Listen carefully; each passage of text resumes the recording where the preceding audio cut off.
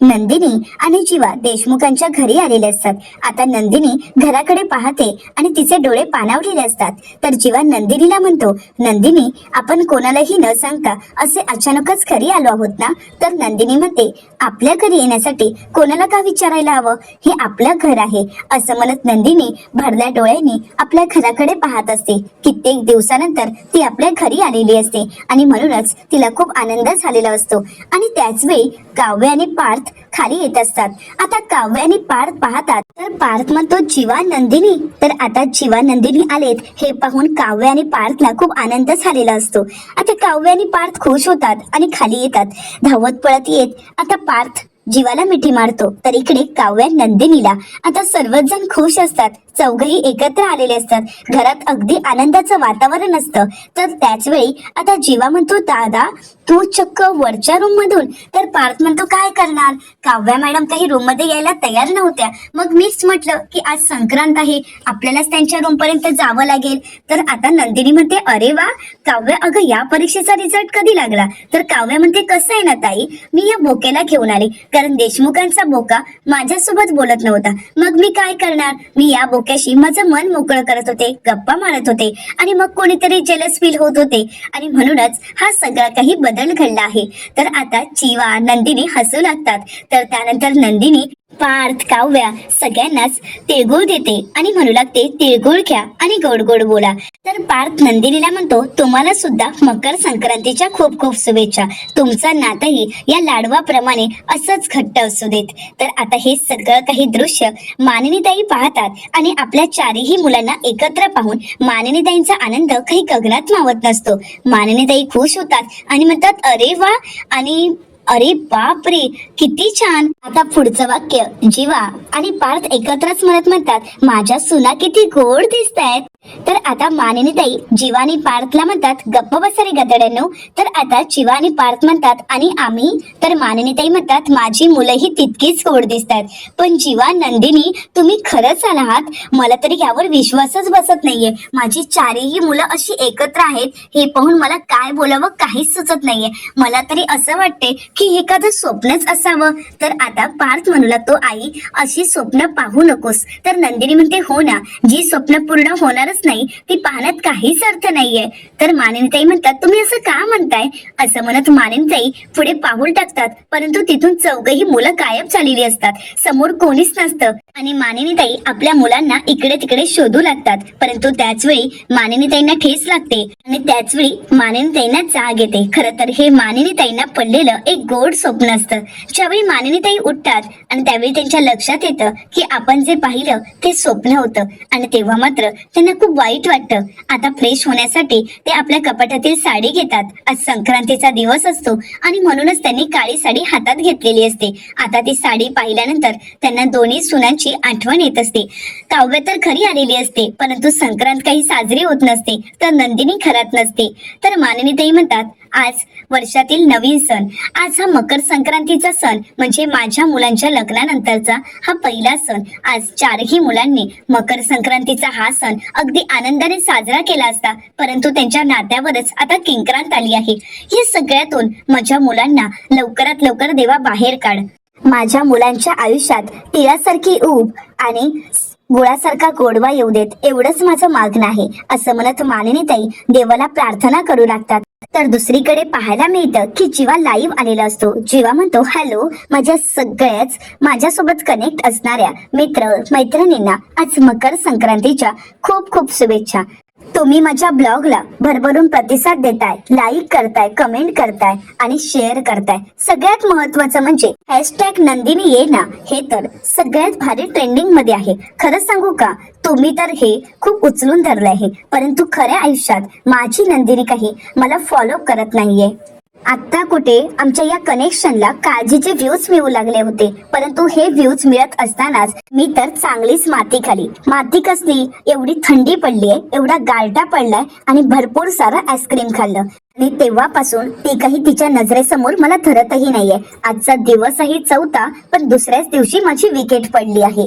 आणि आता मात्र ती अमावस्येचा चंद्र झालीये, अहो दिसतच नाहीये. आणि त्याच वेळी जीवाला नंदिनी बाल्कनीत दिसते. आता नंदिनीला पाहून जीवा खुश होतो आणि म्हणतो, मित्रांनो मला तरी दिसली आहे, पण तुम्हाला पाहायची आहे का? असं म्हणत जीवा आता नंदिनीला पाहतो, परंतु नंदिनी मात्र जीवाकडे पाहायला तयार नसते. आणि म्हणूनच जीवाला खूप वाईट वाटतं. जीवा आपलं लाईव्ह बंद करतो आणि त्यानंतर नंदिनीकडे पाहत असतो, परंतु नंदिनी काही जीवाकडे पाहत नसते. आणि म्हणूनच जीवा आता रिक्षाचा हॉर्न वाजवतो आणि नंदिनीला मनवण्यासाठी हा रुसवा सोड सके पुरे हा बहाना हे गाणं गाऊ लागतो. आता हे सगळं काही जीवा नंदिनीला मनवण्यासाठी, तिचा रुसवा घालवण्यासाठी करत असतो. आणि त्याच वेळी नंदिनीला तिचे जुने क्षण आठवतात, ज्यावेळी जीवा सुद्धा असाच रुसलेला असतो. त्यावेळी जीवाला मनवण्यासाठी नंदिनीने सुद्धा जीवासोबत असंच हे गाणं बोलत त्याला मनवलेलं असतं, त्याला बोलतं केलेलं असतं. आणि आता तीच कल्पना जीवा सुद्धा अंमलात आणतो आणि नंदिनी आपल्याशी बोलावी, तिचा रुसवा जावा यासाठी जीवा सुद्धा तेच प्रयत्न करत असतो. तर जीवा पुढे म्हणू लागतो, झुरतो तुझ्या विना काय हा गुन्हा झाला, झुरतो तुझ्या विना काय हा गुन्हा झाला, पुरे हा बहाना सोडना अबोला. असं म्हणत जीवा आता डान्स करत असतो आणि त्यातही तो कान पकडून नंदिनीची माफी मागत असतो, कान पकडून उठाबशाही काढत असतो. आणि हे सगळं काही नंदिनी बाल्कनीतून पाहत असते. आता जीवाने एवढे प्रयत्न करूनही नंदिनी काही जीवाशी बोलत नाही. ती आपला टॉवेल बाल्कनीत वाळत टाकते आणि रागानेच तिथून निघून जाते. जीवा म्हणतो, झाले हे प्रयत्न सुद्धा फेल झालेत, म्हणजे माझ्या बायकोला तिच्या वडिलांचा वाण नाही पण गुण मात्र नक्कीच लागला आहे. असं म्हणत जीवा नंदिनीकडे पाहत असतो, पण नंदिनी मात्र तिथून निघून गेलेली असते. आता जीवा पाहतो तर त्या ठिकाणी नंदिनीचे वडील आलेले असतात आणि ते रागाने जीवाकडे पाहत असतात. आता जीवा थोडा घाबरतो. नंदिनीचे वडील तिथून निघून जातात. तर जीवा म्हणतो, आप्पांनी पप्पांनी ऐकले की काय? आता मात्र जीवा थोडा घाबरलेला असतो. तर दुसरीकडे देशमुखांच्या घरी आपल्याला पाहायला मिळतं की पार्थ आता आशाताईंना आवाज देत म्हणतो, आशाताई नाश्ता झालाय ना? आता पार्थ पाहतो तर त्याच्या समोर बोका असतो. तर पार्थ म्हणू लागतो, आता याचं काय ते, म्हणजे सकाळ संध्याकाळ दुपार हा बोका काही माझी पाठ सोडत नाही, असा बसलाय की जसा काही खराच बोका आहे, अगदी राजासारखा. तर त्यानंतर पार्थला आठवतं. तर पार्थ म्हणतो, काव्याच्या हातात ज्यावेळी हा बोका मी पहिल्यांदा पाहिला तेव्हा तर वाटलं होतं की हा खराच बोका आणलाय काव्याने. आता त्या बोक्याला पाहून पार्थ म्हणतो, बरेच दिवस झाले फुटबॉल नाही खेळलो आहे, पण आता तुझाच फुटबॉल करतो. असं म्हणत पार्थ मागे जातो आणि धावत येऊन त्या बोक्यावर लात मारणार, परंतु पाय मागे घेत पार्थ तिथेच थांबतो. आणि त्यानंतर बोक्यासमोर बसत बोक्याकडे पाहत पार्थ म्हणू लागतो, नाही मारत तुला लात, कारण हिरवी तसं बघायला गेलं तर तुझं आणि माझं काहीच वैर नाहीये, पण कसं आहे ना, तू जरी क्यूट असलास तरी सुद्धा माझी रिप्लेस करण्याचा प्रयत्न अजिबातच करू नकोस. असं म्हणत पार्थ आता बोक्याच्या गालाला हात लावायला जाणार, परंतु त्याच वेळी बोका मागे सरकतो. आता मात्र पार्थला धक्काच बसतो. पार्थ घाबरतो आणि म्हणतो, हा बोका खरा आहे का? नाही असं कसं होईल? पण मग हा बोका मागे कसा सरकला? नाही, आता तर मी याला पकडणारच. असं म्हणत पार्थ पुन्हा एकदा त्याला पकडायला जातो, परंतु पुन्हा एकदा बोका मागे सरकतो. पार्थ म्हणतो, हा बोका बॅटरीवरचा तर नाहीये ना?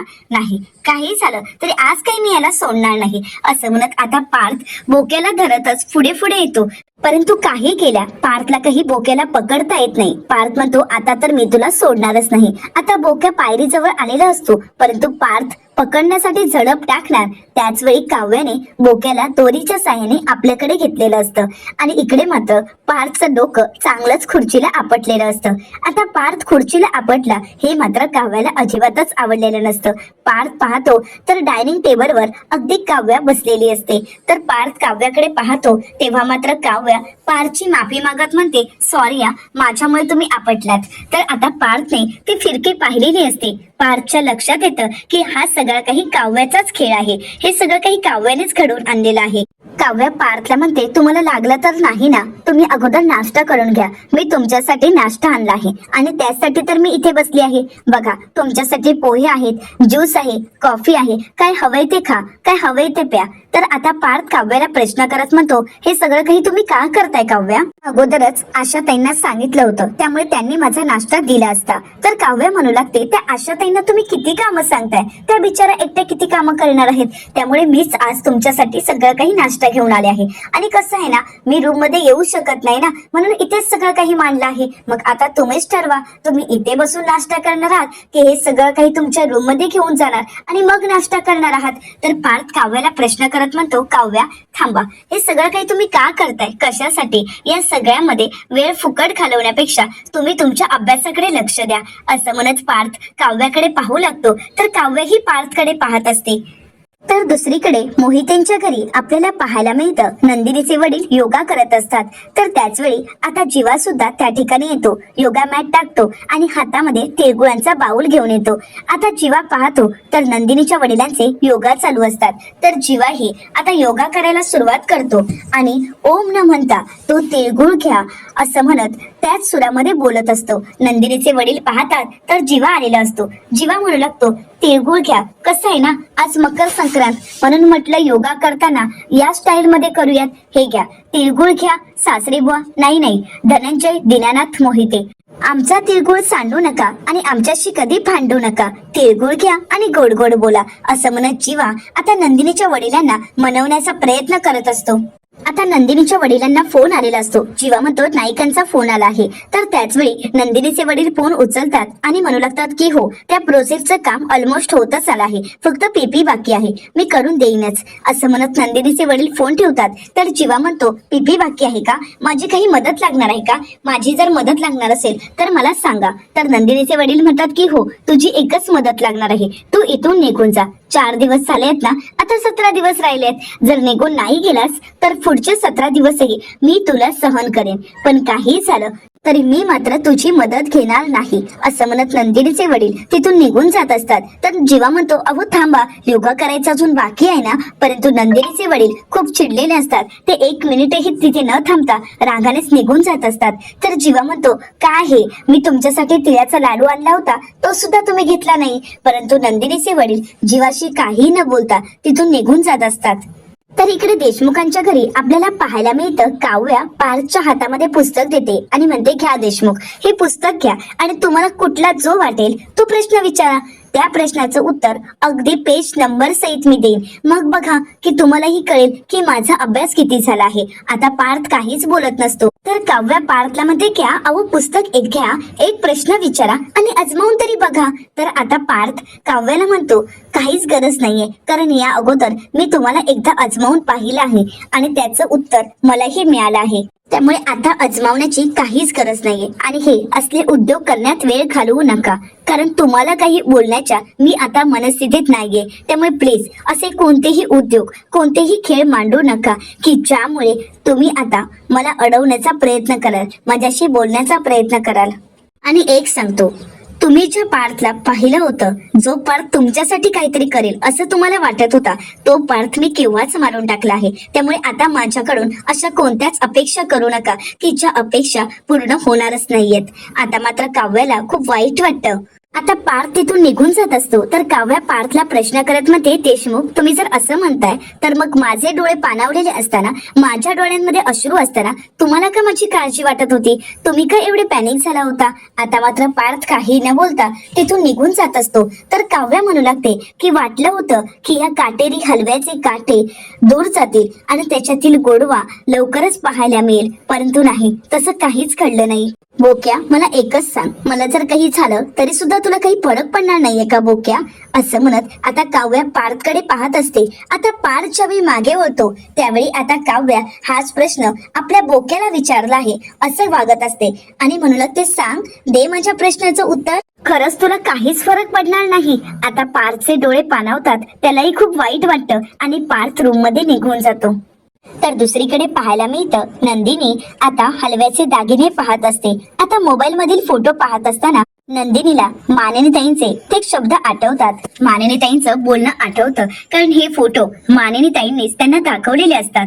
तर आता काव्य म्हणालेली असते, किती छान आहेत हलव्याचे दागिने, पण याला किती वेळ आहे ना. आता आपली 16 डिसेंबरची पार्टी होणार, त्यानंतर 31st ची पार्टी होणार, न्यू इयरचं सेलिब्रेशन होणार आणि त्यानंतर हा मकर संक्रांतीचा पहिला सण येणार. मग या सगळ्याची तयारी आपण अगोदरच का करून ठेवायची? तर मानिनीताई काव्याला आणि नंदिनीला म्हणालेले असतात, कारण कसं असतं ना, काही गोष्टींची तयारी ही अगोदरपासूनच करावी लागते. म्हणजे बघा ना, हे हलव्याचे दागिने इतके फेमस आहेत की हे सर्व दागिने एक हातीच विकले जातात.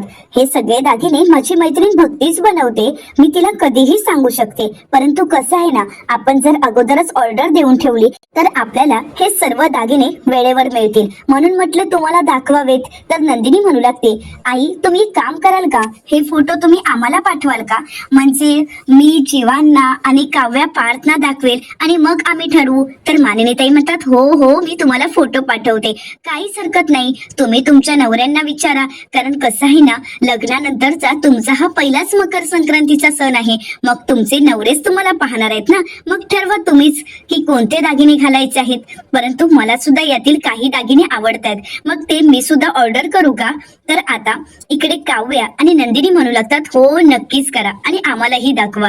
तर मानिनीताई म्हणतात, मला मकर संक्रांतीचा सण खूप छान साजरा करायचा आहे. म्हणजे माझ्या दोन्ही लाडक्या सुनांसाठी मला काळ्या रंगाच्या खूप चांगल्या साड्या घ्यायच्या आहेत आणि माझ्या दोन्ही घोड्यांसाठी काळ्या रंगाचे कुर्ते आणि खरंच खूप छान सेलिब्रेशन करायचं आहे. होईल ना सगळं काही. नंदिनी म्हणते, हो आई नक्कीच होईल. तर काव्या म्हणते, 100% तुमच्या मनात जशी मकर संक्रांत आहे तशीच मकर संक्रांत आपण साजरी करणार आहोत. आता मानिनीताई खुश होतात आणि त्या दोघींनाही जवळ घेतात आणि म्हणू लागतात, तुम्हा दोघींमुळे मला सुद्धा हे सगळे काही सण अनुभवता पुन्हा एकदा येणार आहेत. तर आता इकडे सगळं काही हे नंदिनीला आठवत असतं. मानिनीताईंचे ते शब्द, त्यांचा तो उत्साह, परंतु आता सगळंच काही बदललेलं असतं आणि म्हणूनच नंदिनीला खूप वाईट वाटतं. नंदिनी मनाशीच म्हणते, आज आई किती मिस करत असतील मला. आज या पहिल्या सणा दिवशी घरची लक्ष्मी घरात नाहीये आणि या सगळ्या काही कडू आठवणी निर्माण होतील. असं म्हणत नंदिनीचे अश्रू अनावर होतात. नंदिनी आपले अश्रू पुसते आणि म्हणू लागते, नाही नाही मी असं होऊ देणार नाही. तर दुसरीकडे पाहायला मिळतं, मानिनीताई मकर संक्रांतीची तयारी करत असतात. तर आता पार्थ विचारतो, काय झालं आई, का बोलवलायस. आता मानिनीताईंनी सगळ्यांनाच बोलावलेलं असतं. तर काव्यालाही म्हणतात, ये काव्या म्हणते, काय झालंय. तर मानिनीताई म्हणतात, हो मी सगळं काही सांगते, तुम्ही बसून तरी घ्या, मी तुम्हाला सगळं काही सांगते. तर पार्थ म्हणतो, काय झालं आई. तर मानिनीताई म्हणतात, काही झालं नाहीये, परंतु पहाटेला मला एक गोड स्वप्न पडलं आणि असं म्हणतात की पहाटेची स्वप्न खरी होतात आणि म्हणूनच मलाही वाटतंय की माझं हे पहाटेचं स्वप्न खरं व्हावं. आता पूर्ण नाही, परंतु अर्ध जरी स्वप्न पूर्ण झालं तरी माझ्यासाठी पुरेसं आहे. तर दुसरीकडे पाहायला मिळतं, जीवा आपलं काम करत असतो आणि त्याच वेळी शारदाताई जीवासाठी काहीतरी घेऊन येतात आणि जीवाला विचारतात, जावई बापू तुम्ही ऑनलाईन काम करताय का. जीवा म्हणतो, नाही, काय झालंय. तर शारदाताई म्हणतात, काही नाही हो, कोरोनाच्या काळात असंच हे सुद्धा घरून काम करत होते आणि मी यांना कशाची तरी चव विचारायला आली. हे बिझी होते म्हणून मी त्यांना भरवलं आणि समोरच्या व्यक्तीने तर कौतुक करायला सुरुवात केलं. हे तर माझ्यावर इतके चिडले होते. आता हे ऐकल्यानंतर जीवाला हसायला येतं. जीवा म्हणू लागतो, तुम्ही पण ना सासूबाई खरंच कमाल आहात आणि तुम्ही तर तुमच्या मुलीपेक्षाही क्यूट आहात. तर आता शारदाताई म्हणतात, खरंच की काय. तर जीवा म्हणतो, हो. तर शारदाताई म्हणतात, मग आता मला यांच्यासमोर थोडा भाव खावा लागेल. तर जीवा म्हणतो, मी काय म्हणतो, तुम्ही खूप भाव खायला सुरुवात करा, आजपासूनच सुरुवात करा. शारदाताई म्हणतात, करते ना, म्हणजे ते सुद्धा मला घराबाहेर काढते आणि तुमच्या सोबत या रिक्षातच राहावं लागेल. तर जीवा हसतच म्हणतो, चालेल, काहीच हरकत नाही. तर शारदाताई जीवाला म्हणतात, बरं तुम्ही आता माझं एवढं कौतुक केलंय ना, मग मी तुमचं तोंड गोड करते. असं म्हणत आता शारदाताई स्वतःच्या हाताने जीवाला गुळपोळी भरवतात आणि म्हणू लागतात, ही गुळपोळी खा आणि गोड गोड बोला. आता त्या गुळपोळीची चव अगदी मानिनीताईंच्या हातची असते आणि जीवाला खूप आवडलेली असते. तर दुसरीकडे पाहायला मिळतं, मानिनीताई काव्याला म्हणतात, काव्या मी तुझ्यासाठी एक काळ्या रंगाची छान साडी आणि पार्थ तुझ्यासाठी काळा कुर्ता आणला आहे. तर आता काव्या खुश होते आणि म्हणते, वाव. तर इकडे पार्थ म्हणू लागतो, कशाला. तर मानिनीताई म्हणतात, कशाला म्हणजे, अरे लग्नानंतरची तुमची ही पहिली मकर संक्रांत आहे आणि म्हणूनच आता याचं सेलिब्रेशन तर व्हायला नको का. हा सण तर साजरा करायलाच हवा आणि हे सगळं काही त्याचसाठी आहे.